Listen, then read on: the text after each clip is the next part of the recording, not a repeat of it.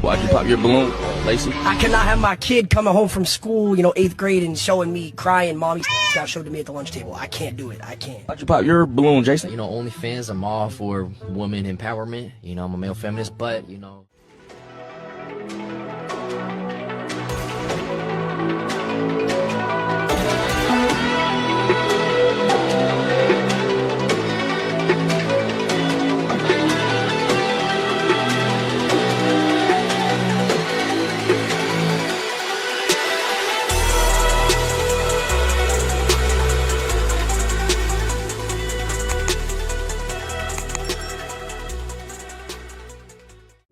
Welcome back to the channel. I am your host, the Lord's Cub himself, and I got a video on Facebook that was oddly inspired me a little bit, because you have the situation, the YouTube host dating type thing, tell me your occupation, and everybody kind of gives their reasons for why they would and wouldn't do something. And I like that last one because I think there's something virtuous about what he said. So let's get into the clip, and then we'll get into the scriptures and what I mean by that. Let's go. Social media? Would you ever take a girl seriously that does OnlyFans? Fuck no, I'm gonna be real. I'm just keeping it a buck. No, I can't. Why'd you pop your balloon, Lacey? I cannot have my kid coming home from school, 8th grade, and showing me crying, mommy got showed to me at the lunch table. I can't do it. I can't. Why'd you pop your balloon, Jason? OnlyFans, I'm all for woman empowerment. I'm a male feminist, but, I feel like women are worth more than just $5.99.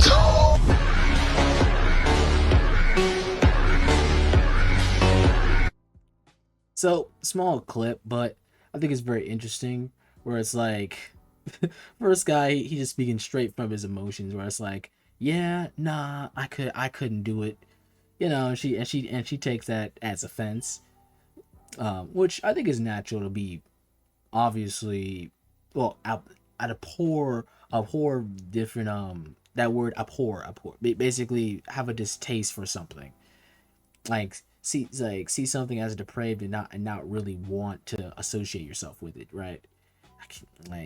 Then the second guy basically says, I'm thinking about my children. I don't want them to have to go through any type of trauma where they get bullied because you put yourself on that way on online. And the last guy, I love his response because it just speaks to the heart of things. Firstly, he clarifies, he makes it very clear.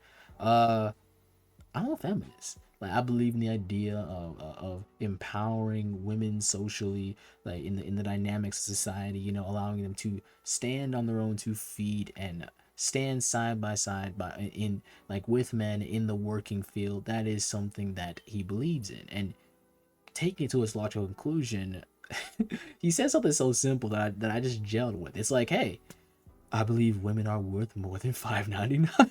And it's like, you can't put a price on virtue and your innocence and your revealing yourself. And so for him to just make it that plain, it threw everybody off guard. He's like, yo, he said it, but it is some truth to it, right? And so I think there's something virtuous about that, and in esteeming women to such a degree with that should be held in honor. So I have 3 verses that I think blatantly communicate that from a biblical sense. First verse is from Peter, first book, chapter 3, verse 7. Husbands, likewise dwell with them with understanding, giving honor to the wife as to the weaker vessel, and as being heirs together of the grace of life, that your prayers may not be hindered. What is trying to be communicated here? What does this mean? With understanding. Dwell with your significant other with understanding, giving respect as to the weaker vessel. She can't do things like you the way you are able to do things. So show a bit of chivalry, pretty much. Show chivalry, be chivalrous in understanding that she is a lady, and so therefore recognizing you both are heirs of grace. So meaning reflective of Jesus and serving Jesus, definitely have this mentality of using understanding wisely and handling the wife, that your prayers not be hindered. Because certainly The next verses we're going to get into highlights how the unity between a husband and a wife is supposed to be reflective of God and his church. And so your prayers like will be hindered because God dislikes that you aren't reflecting how he made you instead of, you know, like reflecting how the world wants you to be, right? The world is so caught up in the current culture of essentially trying to pin the sexes against one another, right? Pin man versus woman and see who's really on top. Well, God's not concerned about that. God's concerned about how we unite and dwell as one. And so I love this simple teaching from Peter because he makes it clear you guys are different. And so you guys handle each other differently. You handle her with a bit of grace and as a delicate flower. Not that she may break easily, but that she is designed a particular way to be fragile, and you should acknowledge that because just a flower must be handled with care because of its beauty, so too is your wife. And so too are women, right? And so getting into Ephesians chapter 5 verses 25-27, Paul speaks on this wise: husbands, love your wives just as Christ also loved the church and gave himself for her, that he may sanctify her and cleanse her with the washing of water by the word, that he may present her to himself a glorious church, not having spot or wrinkle or any such thing, but that she should be holy without blemish. Let's break it down bit by bit. Love your wives in the same way Christ loved his church. There's something about grace that has been prepared, that takes care of everything, and most importantly, is chosen. And so you're supposed to kind of represent that Christ, like that Christ prepared, Christ loved, Christ did not withhold. He gave himself to us, his best. And so that same love one another as he loved us is taken to a higher degree in God's special relationship to his believers, because it's beautiful. Then we get into verse 26, that he might sanctify and cleanse her with the washing of water by the word.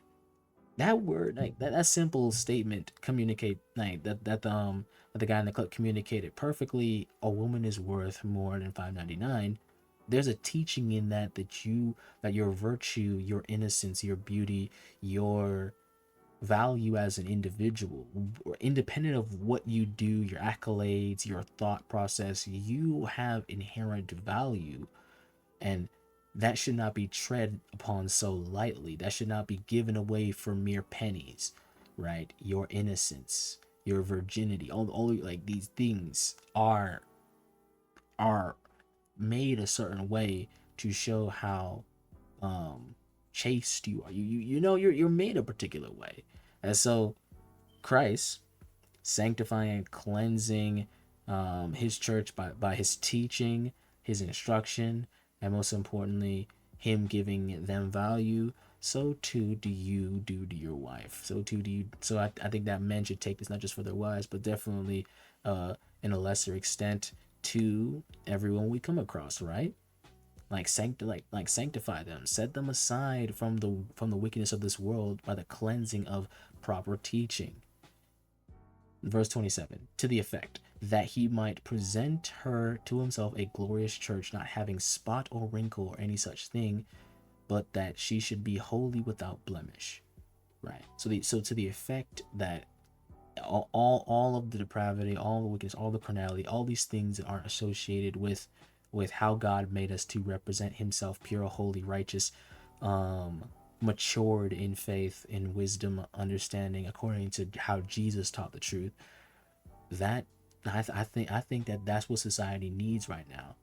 Like these days, people are getting swindled by poor arguments of, well, it makes some good money, or well, it's easy, you could just stay at home, or well, everybody's doing it. But no, let's bring it back to the word and how it frames everything around how God gave humanity value and how he wants like us to adhere to the value that he gave us. You know, he wants to show us the truth, and this means coming back to that, and in many ways forsaking the spots, blemishes, the wrinkles, and any such thing that corrupted us in the first place, that made us dirty.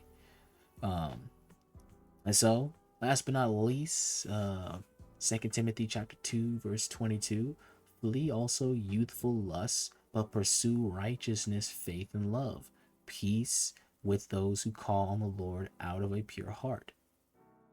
That man, he spoke from his heart of how of truly, I think, the heart of feminism, right? Because it's not just about equal pay, it's about equal respect, equal status, equal I think opportunities in regards to moving up in the workplace, essentially allowing somebody to stand on their own 2 feet.